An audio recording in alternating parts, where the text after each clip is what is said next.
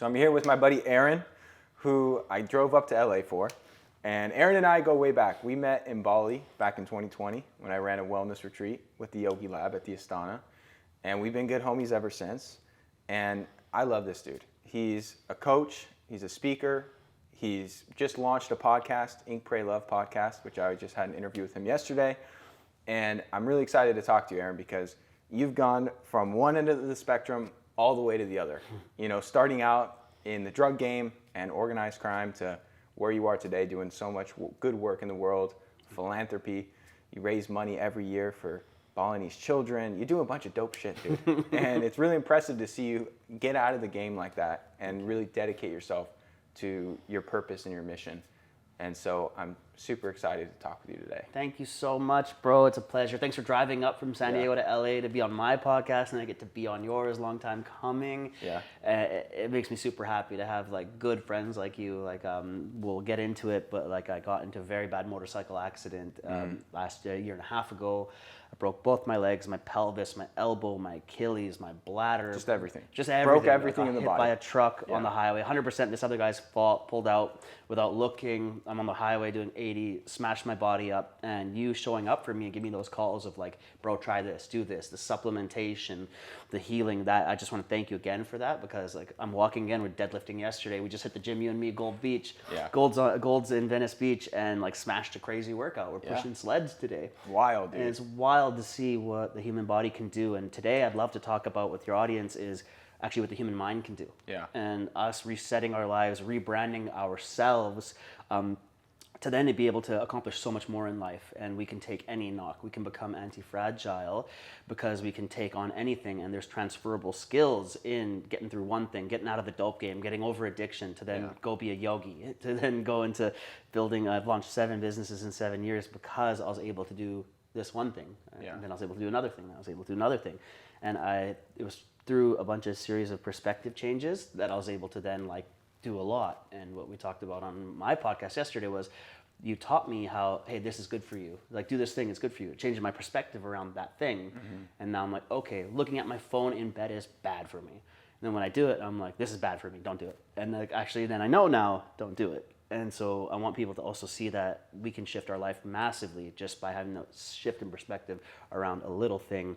And I want that to be around, rebranding yourself. And I think that's a beautiful thing to people see, that you can just change your brand of who you are and how you're showing up with some tweaks, not just around marketing, just how you want to be walking in the world. Yeah. You yourself are a brand. That's the thing most people don't realize is like how you show up. Even if you don't have a business, you don't have a social media presence, you're still a brand to the people you interact with, your friends, your family, your people in your sphere. Yeah.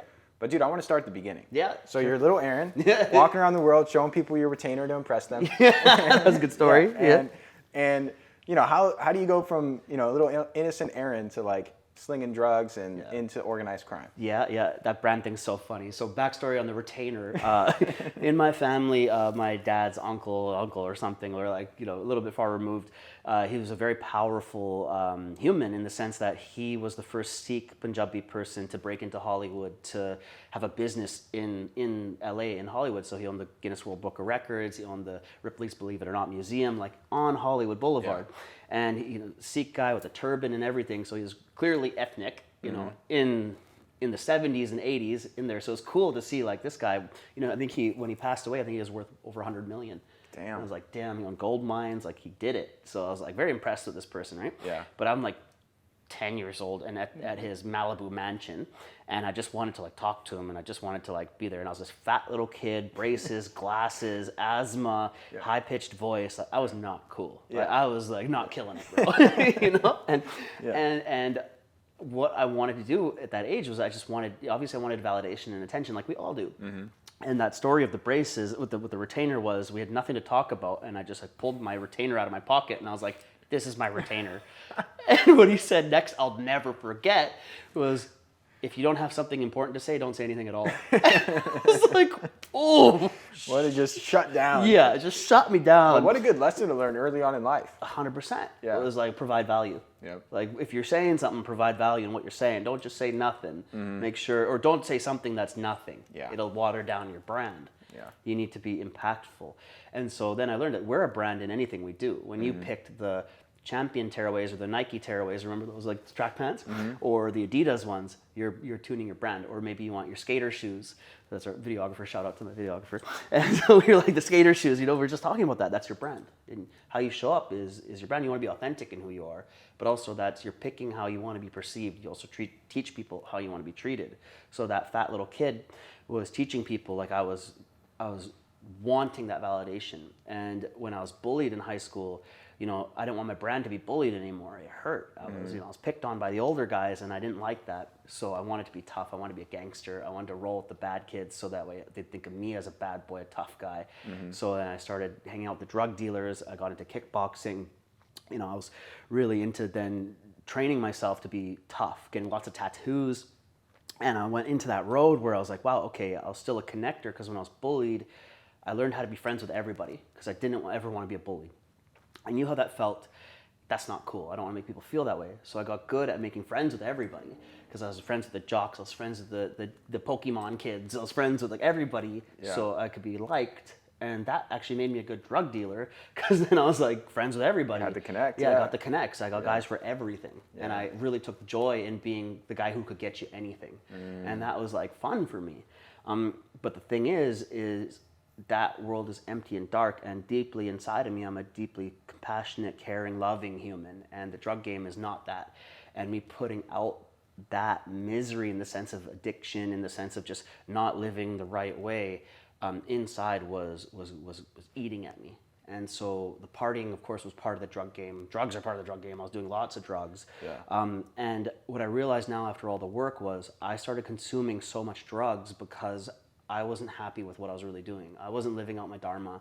I wasn't connected to something that was helping other people. So opiates were the big thing. Painkillers like, oxys were my thing. That's because it was like a hug from the sun. It was just like the hug I always needed that I never got as a kid. And that oxytocin, the dopamine that it would give me would just allow me then to switch off that part of me that was unhappy with what I was doing. I'm not helping people. Gucci belts don't fulfill you. This shit just was making me feeling worse off, so the drugs would help me numb that part so I could just go and deal with all the crazy shit that's happening in the drug game. And that's where that started to spiral. So it went from, a little bit of Percocets and Oxys to then doing 15 grand street price a month of drugs. Jeez. It was like a fucking hectic amount of drugs, right? Yeah. And how old were you at this point? 23 was when I started really making money and really doing a lot of drugs. 24, I was like at the peak of it. I was running like a nationwide drug operation. I was shipping all across the country. And then 25, downfall was just like, that's not a sustainable way to live. You're meeting Mexican cartels. You're doing like crazy shit at that level. I'm dealing with some big time guys. And I am not the type of person that would kill someone over money, and that's what that level is about, is like kidnappings and murders, and I'm like, fuck that. Like Straight that's out of the movies, dude. Exactly. That's nuts. I'm just like, this ain't me. Yeah. And wrestling with this ain't me hurts. And I was just like, wait a minute, that this brand I've created isn't authentic to who I am. I'm not the fucking nationwide cartel drug guy. Like, that's not who I am at all. I am a compassionate, loving human. This is a misalignment in my brand. It's inauthentic. I got to get out of this, and I got to go do something else, because I'm going to end up dead or in jail. All the signs are pointing towards something bad is going to happen to you. And I realized there was a deep spiritual side of me that's what pulled me out. Was I was listening to the side of me that was like, if you don't get out, you'll die. And I was like, okay. I listened to the universe that was starting to point all these little signs saying something bad's coming for you if you don't get out. So I started listening to that, and I did this plant medicine called iboga. Have you heard of it? Yeah. The African plant root from the Gabon region. Yeah. It is not easy. It's like being in a washing machine. And while you're in the washing machine, you're listening to like your stern father telling you how much of a fuck up you are over and over and over. It's looping. So what inspired you to do this? I was started seeing a counselor. Okay. And I was very open with my counselor. I'm like, I'm a drug addicted drug dealer. I'm like deeply unhappy. Yeah. I can't go a second without being high, because any second I'm not high, I'm deeply sad. And it was like, okay, after all these years of work, I realized because I'm not doing what I'm supposed to be doing. I'm not happy with my life. And whether people listening, you're just in a dead-end job and you're not a drug-addicted drug dealer, you're still not living out your truth. Yeah. And you're not impacting the world in your highest form, because you living in your highest form, your brand actually aligned to who you are, your personal path in life and how you're perceived is not aligned to helping in some way. Yeah. In any way, but you're just doing something that's outside of you that's productive and adding to society. And most people in that camp are numbing themselves. 100%. Maybe not with oxys, Yeah. but with social media and Netflix and food and all sorts of other shit. Yeah. That's ultimately the same concept as what you're describing, where they have this deep-rooted unsatisfaction, lack of fulfillment, unhappiness, and rather than going into that place and figuring out like, well, shit, how can I get out of this? They just kind of numb their day to day. Exactly. Yeah. With things. Yeah, things with and the new distractions. thing. Yeah, distractions, or with whatever, with Netflix series, whatever just quiets that down for a second, right? Yep. And once you see it, you can't unsee it. Once you see that I'm meant for more, you can't switch that off. You can try with bottles, you can try with models, you can try with drugs, you can try with fancy shit, fancy cars, but you will have that nagging voice in you forever that's just like, this isn't it. And if you keep trying to calm that down and quiet that out, it'll eat you alive. And that's what was happening for me. And the minute that you listen to it, you're building trust with yourself. And I built trust with myself. I was like, go get help. So the first step was going to get help, which is a G move. Yeah. Everybody listen, go get help. That is a boss move. Totally. Suppressing your feelings and suppressing your true path is not the way of strength. Vulnerability and acceptance and going and doing the work on yourself is the strength move. That's the power play. Totally. So I went and got help. This counselor told me, you should try iboga. It's a habit interrupter. It is a way for you to get off the drugs, and it's a spiritual practice. This is plant medicine. And I was like, okay. What a great counselor. Right? Because, dude, I feel a lot of counselors out there, one, don't know what iboga is. Yeah. Wouldn't recommend, like, drugs. plant medicine to a drug addict. Yes. And also, like, I think there's a lot of just, like, passive therapy going on, where they're just, like, you go in, you vent, they listen, they might say a few words back, but they're not, like, making a lot of change in your life. Yeah. So I think, to your point, asking for help is huge, but find the right help. Exactly. Like, find a good therapist. Yeah, Find someone that's really going to take action and help you. Definitely. Not someone who's just going to, like, hear you whine and complain. Yeah. Keep you in the victim mode. Yes, exactly. Where you're just consistently whining about your shit. Yep. That's not the way. But actually taking action is the way. And not all the action works, but as long as you're trying to get out of it, out of your loop, you're making way more progress than sitting and bitching about it, or not even talking about it and suppressing it and staying in the loop. So I do iboga, and it was so hard.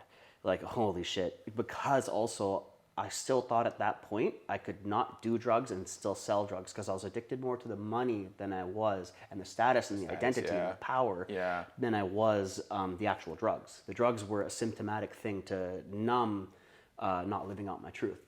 So I do this iboga 1 week of flood doses, which is nuts. So what does that mean? Like 1 week you're just taking a heroic dose every day? It was like a week thing, and so the first 2 days are like a test dose, right? And mind you, I was doing like 20 to 23 oxy 80s a day. And so you just cold turkey stuck that. Cool. They wean you off with a bit of morphine and then get you onto the, but the amount of morphine I had to take, they were like, this is the most amount of drugs we've ever seen anyone do in the history of our practice. So they used my case study for the University of British Columbia to say, like, if we can help this guy, like they used, like I was like the top drug addict. I was like, well, he's still number one at that. Yeah. You know? Fuck. At least you're the best at something. Yeah. Like the best at not dying doing the most amount of drugs, like an elephant amount of drugs, right? Wow. So, you know, and to come out like, you know, relatively unscathed, and then to go and launch 7 businesses is like cool. Yeah, so you're in the thick of the iboga. Is this at like a place in Canada? Yeah. So it was like they rented like a apartment. Like I was in like a townhome complex, right? Oh, So wow. it wasn't like in a shamanistic. It was in a controlled shamanistic space, but I didn't have to go out into the jungle. Right? Got it. So we do this, and it was crazy. Like the first 3 days are like, okay, getting you used to the medicine, and you know they'd give you these like, you know, these pills where it was like iboga has been then, you know, condensed into it, and I will never forget, like they sage you before, and I really realized I hate the smell of sage at that time because it was such a difficult process. They'd give you a bit of papaya before they give you it, and I couldn't eat papaya for like a year after. I couldn't even look at papaya. I'd be like, I see it, right? It's traumatized. And then the flood dose comes, and that's like the hero dose. And that's when you just can't move and you just gotta take it. And it's just looping and looping of how you fucked up your life. It's not your dad's fault for not giving you the hugs you wanted. It's not your neighborhood's fault for, you know, being in a rough neighborhood where you grew up. It's not your friend's fault for being those influences. This is your choices, and you have to be madly accountable for what you've done, which is really hard on your ego, but also that ego death is where you'll be able to be rebirthed into a better human. So you gotta go through the shit. Yep. And that was the shit. If you move, you're gonna vomit. So you just have to fucking take it. It was like so hard, right? Fuck. It's so hard. And so I remember one time I was wrestling through it and I vomited everywhere. It was just insane, right? So I'm coming out of that, and they let you watch Netflix the next day. And it was interesting because they're just like, don't watch anything violent, anything, you have to only watch positive, happy things because it's going to come into your subconscious and you'll come into your next journey. So you need to be staying with things that are going to enrich you. So I started watching documentaries on happiness. I started watching documentaries on like the science of happiness. I exhausted all those options, and the only thing left was what changed my life. And it happened to be Eat, Pray, Love. And I'm sitting there, and Julia Roberts is in Ubud, and in Bali, and she's going through this like, you know, ceremony scene. She's going through a market and there's offerings, and I remember seeing this Balinese woman doing the offerings with the incense, and I was just like, whatever that is, I need that in my life. Wherever that is, I have to go there. Whatever's happening there, that devotion, that connection, that power, I need this. I'm missing this element exactly. That spiritual cord in me was then plucked, and I was then booking a flight to Bali, and first I had to figure out where the fuck Bali was. And there's, Indonesia. I'm like, where the fuck's Indonesia? Like, you know, I'm like, I thought it was near Japan. It's actually near Australia. I'm like, okay. So 2 days later, on my 25th birthday, I land in Ubud, Bali alone, diamond drug dealer earrings, Louis Vuitton t-shirt, fucking designer man purse to yoga barn. You know, it's like a hippie mecca of yoga. And I rock up there, and I had a yoga practice before I started because I left kickboxing, had too many concussions. I started doing yoga, which was I was a drug dealer going to yoga. I was a weird person, right?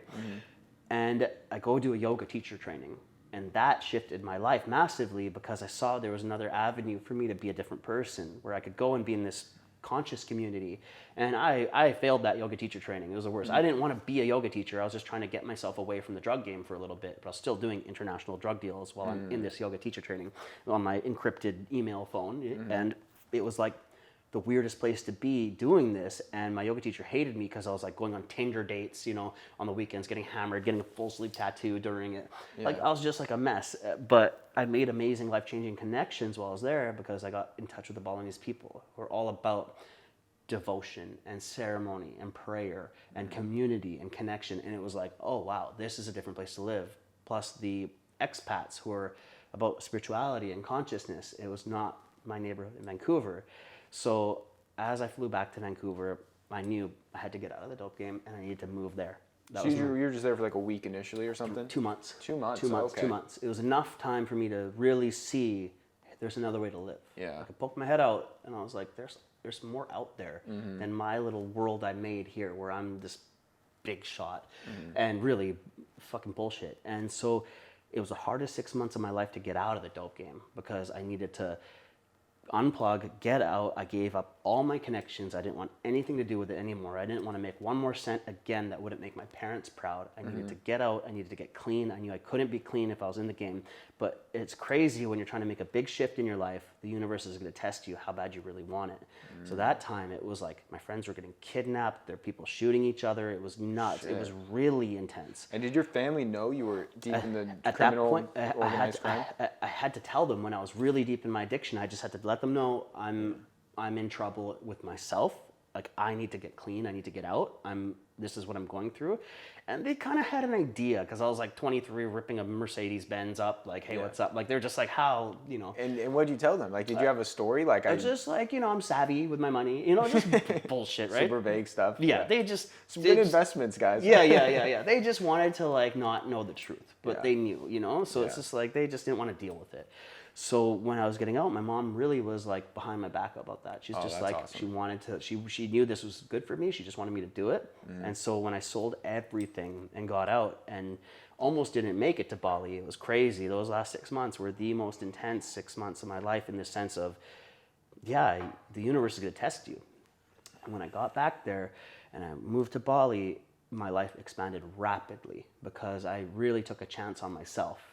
But this was crazy because I had to rebrand myself from being drug dealer Aren to now, who am I? Who am I going to be?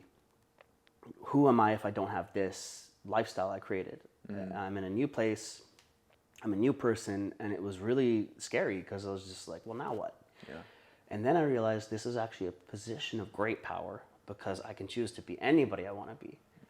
And it's a choice rather than anything else. So I'm like, I want to be compassionate. I want to be known as someone who's caring. I want to be an asset to the community. I want to build community around me. I want to live a life of service. You know, I want to be a yogi. I want to be spiritual. I want to meditate. I want to be balls in on personal development. I want to travel the world. I want to be cultured. I want to read books. And it was just like, I made a list of actually what kind of guy I want to be. And then I just had this list and I was like, well, fucking do it. The world's your oyster. So I just did it. And it was 7 years of just personal development, meditation, yoga, and launching businesses as a result. And so 7 businesses in 7 years because I just was able to then use my connector skills, you know, from being the kid who was friends with everybody because he was bullied to then being savvy in high pressure situations from being a drug dealer to then now being crazy about my personal development. The world just started shifting for me in a place of, okay, I branded myself now as someone who's caring, who's a connector, who's transformed his life. And the world started reacting to that. So then all these connections started popping in and magnetizing to me because I told the universe I wanted to be someone else now. And I showed it. I made the leap. So when you plant your flag in the ground and you're like, I'm this guy now, the universe knows how to treat you now. It'll act towards that. And what's crazy is that's our choice. You can decide right now, I'm this guy. Yeah. And then you showcase it with an action. And that's when things shift for you. That was like a massive shift for me in my life because I really realized I can create my reality just by making the choice. Yeah. And we really do attract the type of energy we put out. So that makes total sense. And so at this time, as you're in Bali, were you totally like straight edge, sober, no drinking, no drugs, nothing? It was a journey. It was a journey. Yeah. It was like definitely, I'm glad I was out there because there wasn't like opiates for me to get my hands on. So I needed to be away from what was my clear addiction. Yeah, change your environment. Yeah. I started experimenting with plant medicines there too, like just mushroom journeys, ayahuasca, all these other things. And that was helpful on my journey. Yeah. So I was more into my yogi path, but drinking would be occasionally here and there. But then after a while, I realized I didn't like it anymore. It didn't feel what I wanted to feel. So I was so fulfilled with launching businesses and creating community that the drinking didn't quite align with what I was doing. So what was beautiful is it changed my relationship with things because actually I realized if I'm so happy and fulfilled with what I'm doing, those things are not, you turn the volume down on them because you turn your volume up on purpose and you're engaged in what you're doing. That's a beautiful antidote for depression. It's a beautiful antidote for addiction is get excited about what you're doing and make it matter. And what we do, we make it matter. We bring meaning to everything in our lives. So that's what was great because I was like bringing meaning to like, I want to have a successful business and I want this business to impact the community. So the first business started funding a school for mentally disabled Balinese children. And we still help fund that school from my first tattoo shop, the little one, Conscious Arts Tattoo Shop. So that was your first business, was the tattoo shop? Well, the first one was an Airbnb bed and breakfast. Because I wanted to, when I left to move to Bali, my goal was to be like an international hotel owner. I wanted to have a chain of hotels. I wanted to be like a real estate millionaire. Yeah. And like a international, right? It didn't end up that way because when I started doing it Airbnb, I realized I didn't care about beds or breakfast. I don't give a fuck. Like there's like French people like there's a gecko in my room. I'm like, it's Bali, you bitch. Like it just didn't align. Sure. But we started having a tattoo shop in the dining room because I made friends with this tattoo family and I got my sleeve from them and it was like we connected. They took me back to their village. I went to their ceremonies. I started learning Indonesian, and the tattoo shop. We rebranded the bed and breakfast as an Airbnb tattoo shop, the only one actually on Airbnb, the only Airbnb tattoo shop. So we niched, and that started making way more money than the actual Airbnb.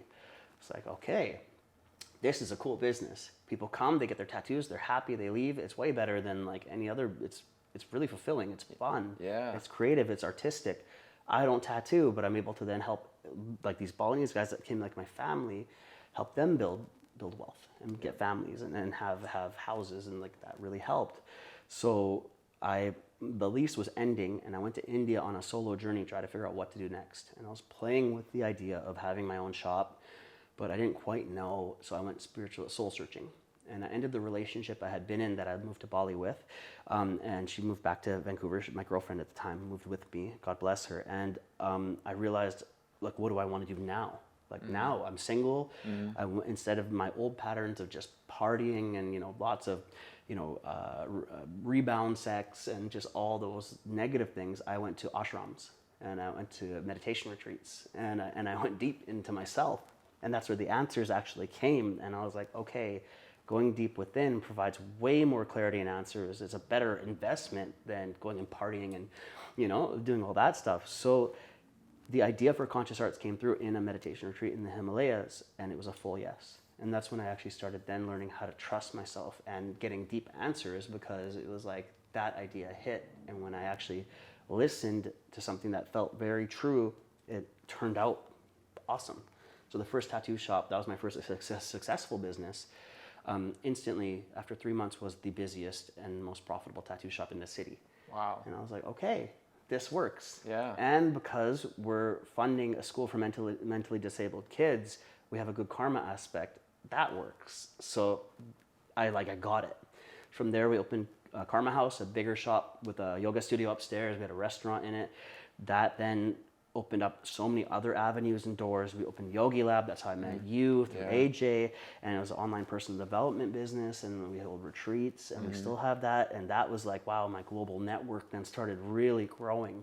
And as a business, we were leveling up as a lifestyle. We were helping people go through growth and transformation.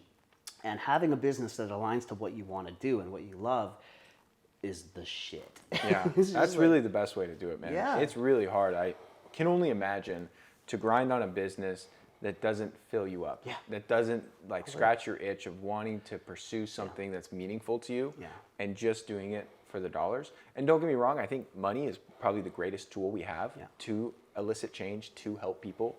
Because while it's great to go volunteer at a soup kitchen, it's a lot greater to hire 1,000 people to go volunteer at a soup kitchen. Yeah. So you're able to actually instill a lot of change. So I respect people who make money for the sake of making money. Build the soup kitchen. Yeah. But at the same time, if you're doing something you're passionate about that's really meaningful and fulfilling for you, it's so much easier to grind it out and hustle on those days where you just don't want to, or on days when it's just hard. Exactly, because you have a deeper purpose and you love what you're doing. Exactly. And that was so much better because I did enough for money that didn't light me up to know that that's not the path. Yeah. So then out of that, I started coaching when COVID hit and started becoming a coach. And I really loved that because I was helping people transform their lives, rebrand themselves, launch their businesses. And that was massive. I really enjoyed it. From that, people started then wanting me to be a partner in their businesses to help them get going with my ability to connect and build. So we got Lighthouse Studios. That's a content creation studio with a restaurant in Bali.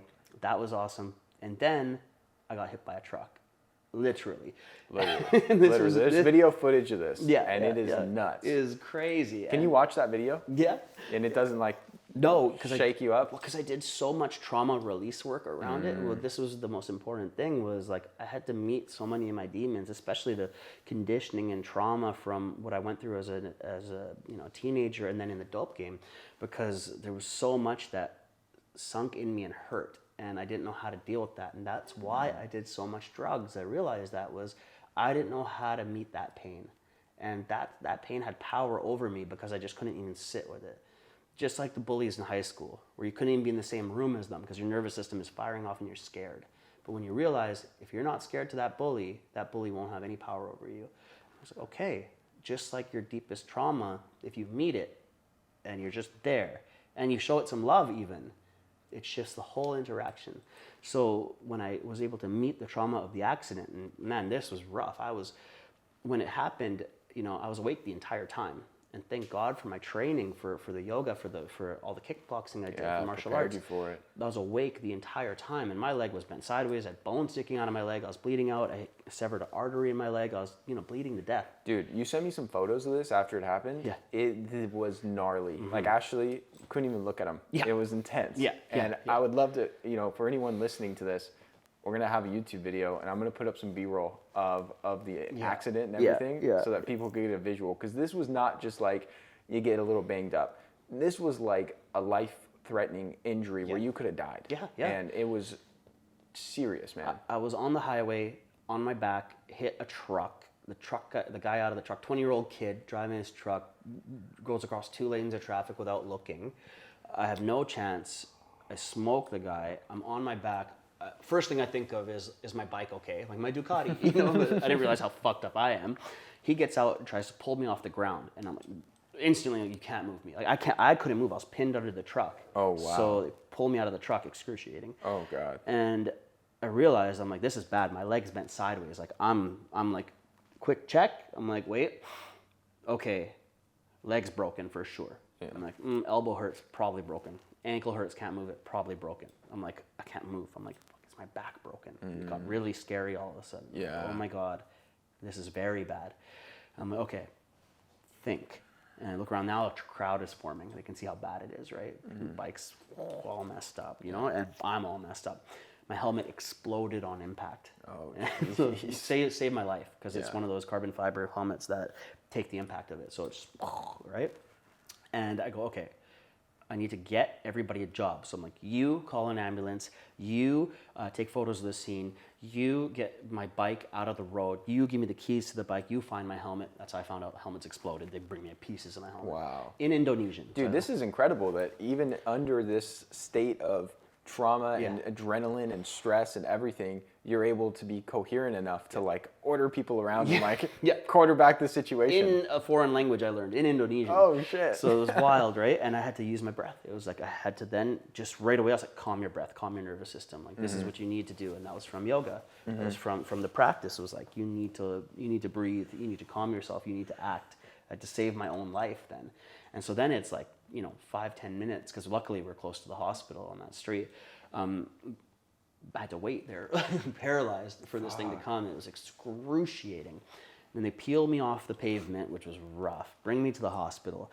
And it's when I really realized, I'm like, this is serious. And I'm in the ambulance, and I just prayed to God, and I was like, please don't let me be paralyzed. I'm like, I'll be good, I promise. Like, I'll make a deal here. That's my biggest fear on earth. Yeah. That's my personal biggest fear on earth, is being paralyzed. Because, dude, and I'm so impressed the way you work through this journey, because the few times in my life I could look back on and actually say like I felt depressed. Because I've always been a very happy-go-lucky guy. Even when I've been going through challenges and things have been tough, I've always been able to stay positive and be pretty upbeat. But the few times in my life I've actually been depressed have been during injuries where I'm laid up, I can't do the things I love, I can't even walk, I can't surf, I can't mountain bike, I can't work out, I'm just like immobilized. And it prevents you from doing a lot of things that make you feel good as a human. Exactly. And it puts you in such a bad mental funk. And then you're gaining weight because you're not moving, and like you just feel horrible. You're in pain, which is probably the worst state to be in, like mentally and physically, where your body hurts all the time. And then you're taking drugs that are obviously necessary, that also are a mind fuck and put you in a worse mental state. And so, dude, I'm so impressed the way that you went through this recovery. Thank you. It was wild when I got to the hospital, because I'm like, for real, like I need painkillers, bone sticking on my leg, like it was nuts. And the first thing they do is they bring a syringe like this big of fentanyl, and I'm like, oh, that's what I was addicted to. And I'm like, okay, this is like the full circle. This is meant to happen. And I'm like, bring it. I need this. Like, it's clear, but it's been 7 years without it. Okay, this is what's happening now. Very interesting, the timing. And it was just wild, the pain that they had to do to bring me into the MRI machine. To move me from the gurney to the MRI machine was excruciating, like screaming pain, right? And because my pelvis is broken, so just to even be on a flat bed is excruciating. Just to move my legs, the roughest, right? So I just remember I was trying to soldier it out and be a man about it. And they bring me into the MRI machine. I just knew right then, I'm like, express your pain. And no one's around. I'm in this whirling MRI machine. Have a good cry. Yeah. I had just a good cry, and then when I Yeah, got out, I'm let like, it out. okay, man up and go get back to it. But Yeah. you need to express your pain. You do. You gotta let it out. You have to let it out because it's going to be worse if you don't. Mm-hmm. And so I was in the hospital for 17 days. I Jeez. had 3 surgeries while I was there, right? The first surgery was 10 hours.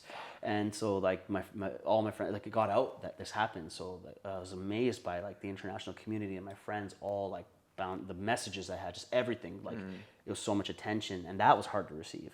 And like, wow, people care about me. Oh my God, like it was a lot. Yeah. Usually I'm the giver, but now I'm like in this extremely vulnerable state. Like it was so much to process. And so when I got out of surgery, I was just like, I can't move. Like I'm stuck. Like just cast, like unable to move. Like it was just a crazy position to be in. So I'm helpless. And then to realize like I'm at this point, like I'm running multiple businesses. I'm a boss. At this point now, I have to get my butt wiped if I poo. Yeah. Because I can't move. So Can't a team do of anything. nurses have to change me like a baby. And that's like humiliating and excruciating at the same time. Whoa, like Yeah. ego check again, right? Jeez. And this is when I really saw that how I handle this is going to say a lot about me. And I need to show up to this to make myself proud. Like I need to get through this where at the end of it, I'm just happy I handled it that way. So don't be a bitch about it. be strong, but also get the help you need.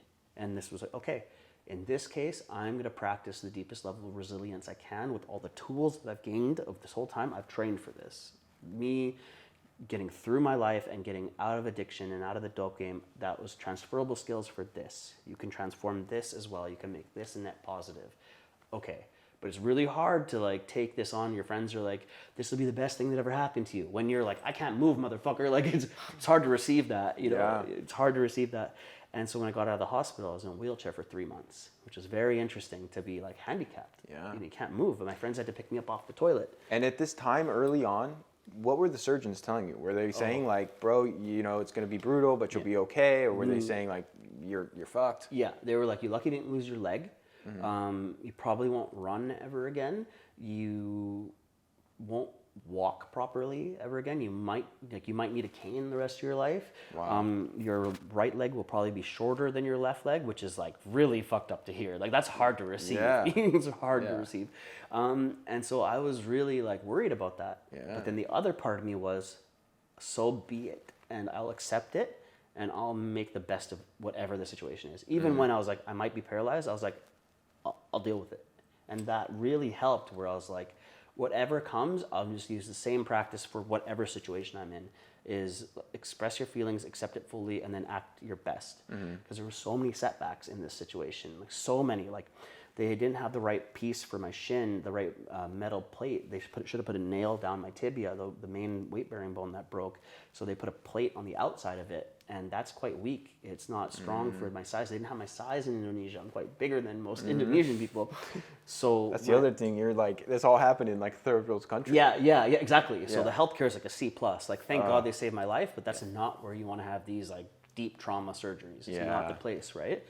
And so when I finally got out of the wheelchair and I started using 2 crutches and I could put a bit of weight on this leg, not really, but like I could start, starting practicing walking within 4 months in out of the wheelchair. So the first like 3 weeks out of the wheelchair, on New Year's Eve, my leg snapped. The pin snapped. So my leg rebroke. Oh man. It was so heartbreaking, and I was like, okay. He's like, yeah, well, we got to do the surgery again. They put another plate in and have the pin still, and it was another 8 months of recovery. They said, well, you probably won't be able to walk for another 8 months. So I had 4 already, and so that Whole year. mentally was heartbreaking. And in that surgery, they nicked something. They caused a hematoma 4 weeks, about 2 weeks after. I had another surgery because it was swelling and hot and getting infected. So I had another surgery. So I'm up to like 4 or 5 surgeries now. So it was just, I've been spending so much time, my whole life was from my house to the hospital, checkups, this, that. Yeah. My leg was leaking green fluid. It was disgusting, right? So Wild. it was just like I was being put through the ringer mentally and emotionally. It was during COVID, literally. I couldn't work. Just everything was draining my bank account. Like everything was just like, holy shit, this is a big reset for me. And I'm like, well, who am I now? I'm this victim, or I'm just like disabled, I'm handicapped. But thank God, like I had another mission at that time. Was like, well, I could still do my coaching clients. I'd drive my little like motorized wheelchair and do Zoom calls with my coaching clients, and that was so fulfilling. Yeah. At least I can be useful some way, right? Yeah. And we launched Lighthouse. So I launched a business while I was handicapped. So I was like, at least I had something to do, right?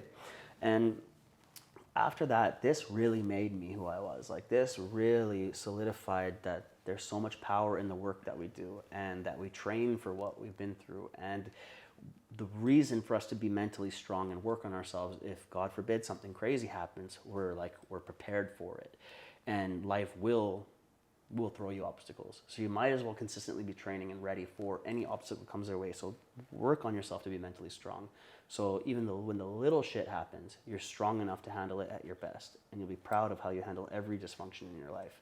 And that was such a big, powerful lesson for me. And so in June, I was like, still waiting for many more surgeries. I had my cousin's wedding, and I booked the flight like a year before the accident, in Vancouver to return back home. And I hadn't been home in 3 years. COVID, everything was stuck in Bali, right?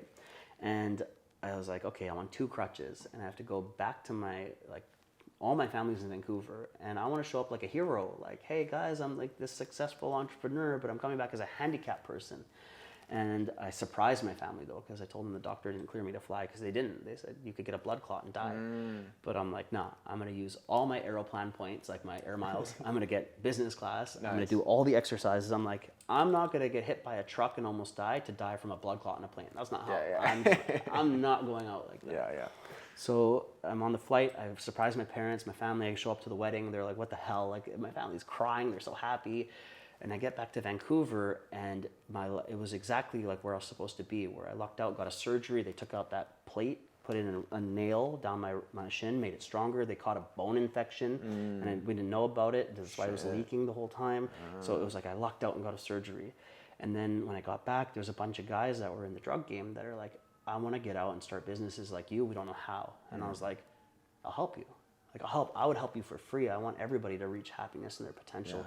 They're like, we'll pay you for your coaching, or we'll start a business with you, or like, we'll do this. And it's just like, oh, okay. Like, I'm needed here. And so all these amazing things started coming from being back in Vancouver, that I realized it was like the whole circle was to come back home after all that, and I had to go through this to make me who I am, to become a more resilient person, to then rebrand myself as someone who can take on anything and help and still smile. And it really showed me what I was made out of. Yeah. And every step I take was super painful. Going up and down stairs was a challenge. I was on 2 crutches, but it showed me, I'm like, I can maintain my smile and my humor through this. Yeah. I can do this and still smile and thrive and launch businesses. And so like so much came from this like deeply traumatic, difficult instance where I couldn't even look at a motorcycle. And then when I did all the trauma release work, I did everything possible. Hypnotherapy, counseling, breath work, just every single thing, and it paid off, because now you and me are hitting the gym today, and I'm in LA and I'm shooting podcasts, and like all these amazing things came out of something that could have made me worse, but I chose this frame. I'm like, I'm going to handle it like a boss. I just chose, this is what I want to do. Just do boss things now. Yeah. And I realized, okay, we can pick any frame that we want to be in as long as we start doing those things. So beautifully said, dude. And that's something that is truly like one of the greatest lessons you could learn. It's like you get to choose how, like what you learn from things that could be perceived as a tragedy. And obviously it was terrible this happened to you, but you didn't play the victim. You didn't stay in that place. You saw it as an opportunity to grow and get better and ultimately improve over the long term. So, dude, that's so epic. Thank you. What a journey, man. Crazy. What a journey. Such a journey, right? And it's just like, wow, like, I'm happy it happened at this point, And it's like, what I love about that is like, yeah, we can pick our outcome. And so, like, for everybody listening, like, if you're going through it, pick what your outcome would look like, or pick the type of person you want to be to handle that. You can choose. I want to be someone who's resilient and strong and caring and compassionate and still humorous. Yeah. Okay, pick that guy or that girl. And then what would that person do? What would their set of actions be? So if you want to be, someone who's caring and compassionate, what would they do in this situation? Oh, they would actually smile in this situation, not be judgmental. Okay, do that then. And if you just do it, your mind will follow your actions. So sometimes you got to force yourself up to go train. Yeah. You don't really want to do it, but you go train, then you're starting to become someone who trains. Your body will follow your actions. Just like when you force yourself to smile right now, and you're like, I'm not really happy. Well, smile. And you smile, then you're like, suddenly you feel happier. You can follow that. You know, it works the other way too. Yeah. Yeah. So I want to switch gears a little bit and just talk more about the coaching that you're doing. Sure. So I know it's definitely helping people start businesses, you know, who are unhappy with where they're at, maybe working a job that they hate or doing something that's not lighting them up, and they have an idea. Say, you know what, I'm very interested in this. I feel I have some, you know, talent or knack for this. And really you work with them to help them build their brands, build their audience, create organic leads, create the whole business model. Really, from my understanding, it's like A to Z of like going from scratch to just building a good cash flowing business. So talk people through kind of what that process looks like. What I love first is like, I get clear on what their why is and like, what do they want to do and will it light them up? Like, is this going to be what you want to do when times are hard? Yeah. Like, will you love it? Is this something you love doing? Will you be proud of yourself that you did it? Like, is it going to hit those key fundamental like whys and happiness and lights you up and makes you money? Okay, this is a good idea for you. Great. What skills do you have? Okay, like how would you make it work? Do you have the actual skill for it? Okay, great. Now, or what do you need to know? So it comes into like, well, what do you need to know? Yeah. So then we get clear. We audit your skills, and then we see what's missing, and then we make a plan for how to get it. And then also, who do you need to know? Like, will you need a VA? Will you need a staff? Will you need a copywriter? Will you need a graphic designer? We fill in then all the what you need to knows, who you need to knows. And then it's like, okay, let's create a plan for you to get it done. I help a lot of people launch courses, or I build retreat centers, or I had CEOs that already have their business, but they need to mend their broken heart. You need to become mentally strong. So then we just create plans. And that's what I always used to work off is let's make a list. And then we just make this big list, and then we find the resources to get things done, and then we keep you on track, the accountability. So I'll walk you through it. So every week we'll meet, and we'll have a call, or we'll meet in person, and we'll just go through the list. Okay, now break it down into the smallest possible chunks. What's going to push the needle this week? Okay, this week you need to talk to this guy, you need to make this business plan. We'll check in on it next week. Let me know when it's done. Let's go over it next week. Then we check your work, and then we stay accountable, and we set new goals. And I love to work in 3-month increments because you can get a lot done in 3 months, but it's not like a whole year. It's like it's a short sprint. So we sprint, we hit the goals, and then we pick another sprint. And you'd be amazed at what you can do in 3 months. And then you add those 3 months in a year, you could launch an entire business and be making money, cash flow positive. Like it's a lot can happen when you set these little goals. Dude, that's the way to do it. Have you ever read the book, The 12-Week Year? No. It's a great book that talks about this exact concept of breaking things into 12-week periods because it's a long enough time that you can actually make a lot of headway and a ton of progress, but it's a short enough period of time that you don't get burned out and you're not like, you can kind of see the light at the end of the tunnel and it's something that's within reach. It's not like making this 5-year plan where you're like, well, man, 5 years, I don't really have to do anything today. Cause like I got, I got 5 years. Yeah, I got 5 years. Whereas when you have 12 weeks, you're like, this week is very important. Yes. You know, this is almost 10% of my time to accomplish this progress that I'm looking for. So that's epic. And the thing I love about your service and what you do is you've built out so many resources. You know, you have the production company, Lighthouse, that helps people with content as far as editing and creating really good quality stuff. And then you also have a whole massive network of people that you can refer them to and help them, you know, connect people together that have complementary skill sets and where they could really provide value to each other and collaborate and really kind of accelerate their growth based on all these things you've built and all these connections you've made. I love that because like I'm a networker, and then I love developing my clients into becoming assets, and then they're in my network. And then I plug them clients. I plug them into my network. They become an asset on their own, and I give them my network too. So they become my friend. They become friends with my friends, and I plug them into that. And I think that's one of the most valuable things is that they get a mentor, they get a coach, they get a friend, and then they also get a network. And that's what I think is the valuable part out of that, as well as they get the skills. There's huge. Always a book to read, there's information to take in, and there's practices. So you just can't help but develop and grow if you just follow the plan. And that's what really helped. It's like, it's all the mentorship and growth I wish I had when I was trying to get out, that I had to figure out myself, that I'm then able to then just pass along. This is how I did it. I know this works. I know this person is gold for you to meet. I know this exact therapy or this breathwork thing is what you need, or this health practitioner. Okay, you're totally burnt out. You need to talk to Ryan. We'll plug you into that or this. And so I can plug people into this huge healing network that I have, or creation network, or this or that.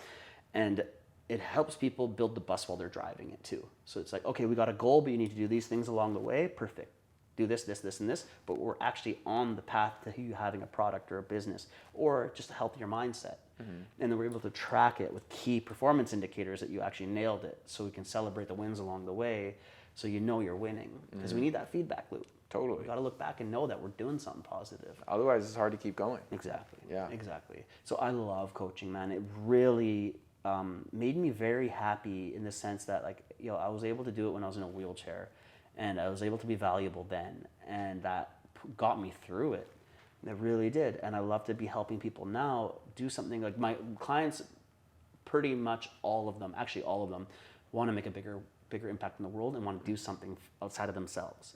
Those are the people I attract in. They have a big heart. They want to be an asset to the community. They want to make this life worth living because they're useful, and they want to be more impactful, and they just want to feel like a good person. But also, of course, you want abundance, you want connection, you want to be likable, you want to be lovable, and you want to help the people around you. Those are the people I fuck with. That's like, okay, they like that, and they want to have fun while doing it.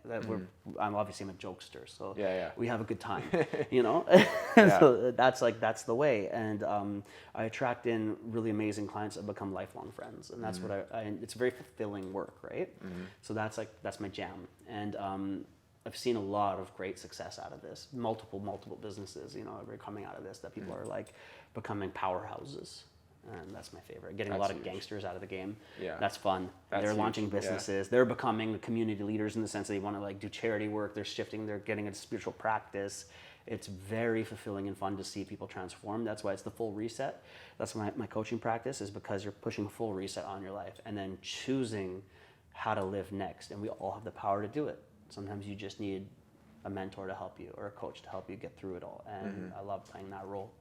Dude, I love that. And honestly, man, I think more people need to understand the value of coaching in all aspects. Yeah. But especially when it comes to business, the way it can create that catalyst to accelerate your progress and help you learn so many lessons, not the hard way, without having to crash and burn and fail and create all these terrible scenarios, is immeasurably valuable. And I tell people this all the time with what I do, is like, investing in your health, investing in your wellness is an amazing ROI, but that goes across the board. Just like you would hire a mechanic to fix your car, or a CPA to do your taxes, you would hire an expert that knows exactly what they're doing, that's dedicated their life to this stuff, and they'll teach you all the golden nuggets you need on your journey, and then make sure you're following through with some level of accountability. Exactly.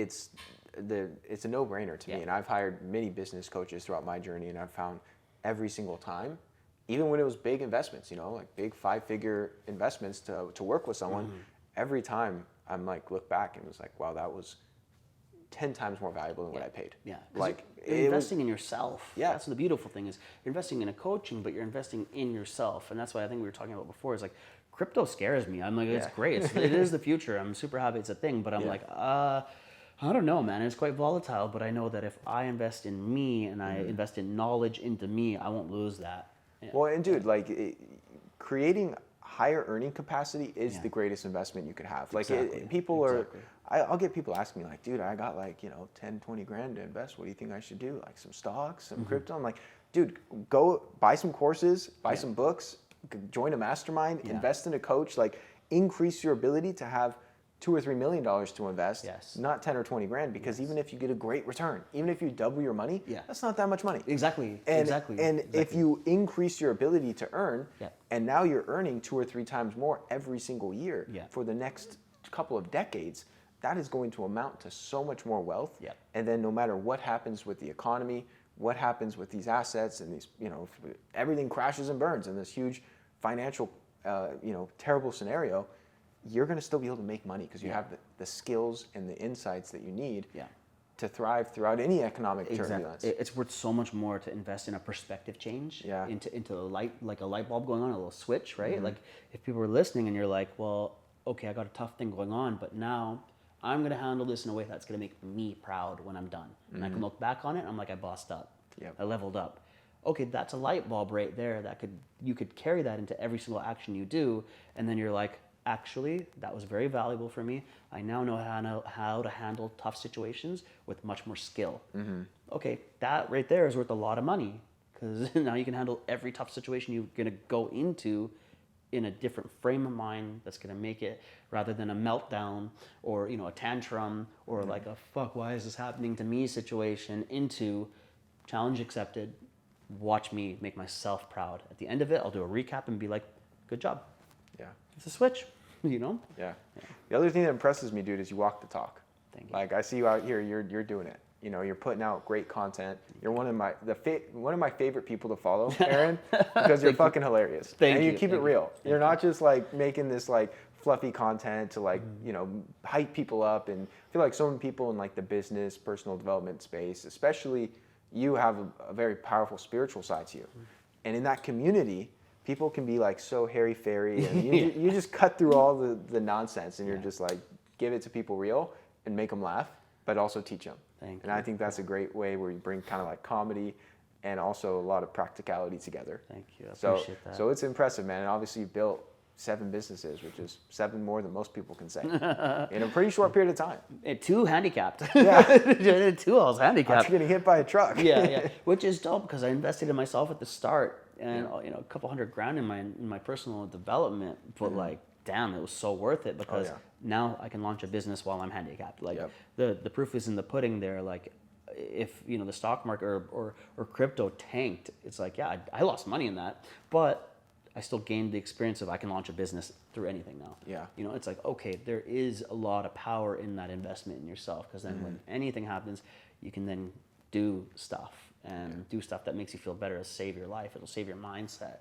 So I think the power of investment, like, you know, listening to podcasts that enrich you, just like you guys are doing now, that is self-love. That is training your resilience. And that's right. It's like invaluable. It's now just the only way I want to live now. Like, it really is. I'll be learning and growing my entire life, because I just know this is the way. That's the path. And that couch surfer mentality, or just fucking around and thinking, living in a flashy way that doesn't serve a greater good, I just know that's a downward spiral. It's a downward current, and if I can just keep learning and be humbled, and hopefully not be humbled anymore, I'm like, I get it, please no more trucks. I've learned. Like, please no more. And just like, that's actually like a brilliant way to live.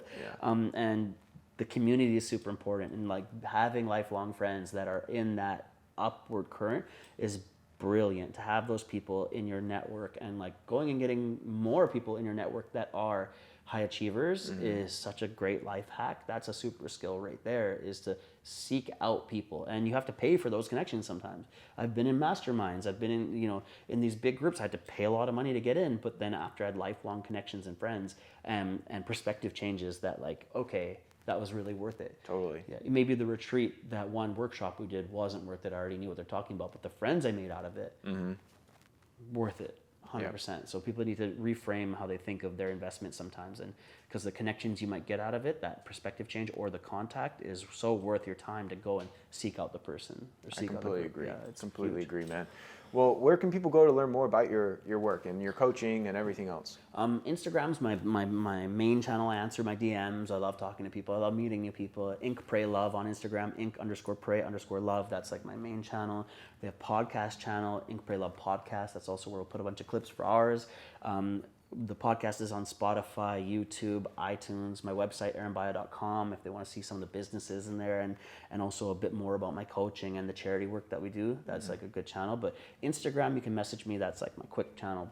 Hit me up. I love to meet new people. And I love when people resonate with what I do. I love to talk to them.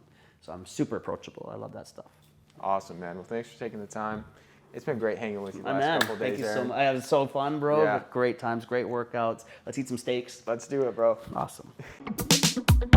Thank you so much for tuning into today's episode. If you found it helpful, please share it along to anyone else you believe it can serve. You can submit your own question to be answered on the show by going to ryankennedyhealth.com/podcast. Be sure to subscribe and leave a review for the show. Your feedback helps to support me on my mission to positively impact as many people as possible with this information. Please note, the information depicted in this episode is purely for informational purposes only. Please consult your healthcare professional before making any changes to your lifestyle or routine.